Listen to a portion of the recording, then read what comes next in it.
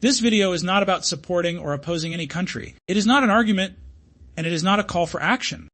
What this video does is analyze how geopolitical narratives are constructed and why certain political speeches feel urgent, unsettling, or emotionally persuasive long before any concrete events actually take place. In international politics, urgency is rarely accidental. It is usually designed. The example we are examining today is a widely circulated political speech that builds a detailed fictional future in order to apply pressure on present-day decision makers. Rather than focusing on whether the claims are right or wrong, this analysis looks at how the narrative works and why it is structured the way it is. Because once urgency is accepted, the space for careful decision-making often begins to shrink. One of the most powerful tools used in this speech is the construction of a near future world. The year chosen is not distant.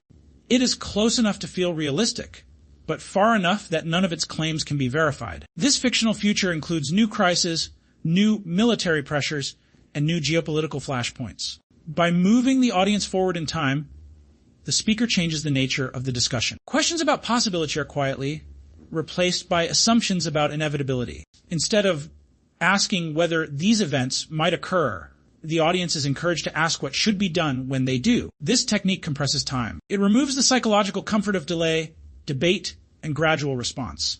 The future is presented as if it is already waiting.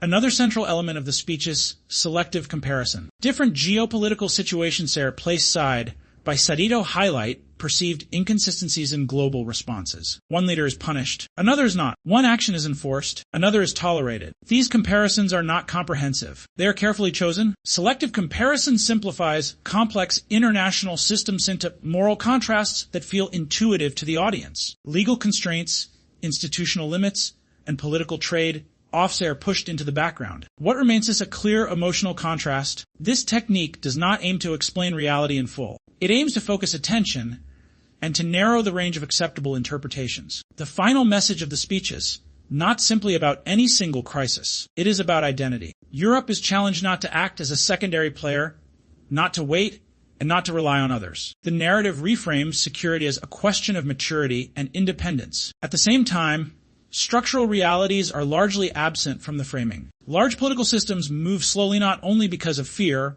but because of law, public opinion, institutional fragmentation, and historical constraint.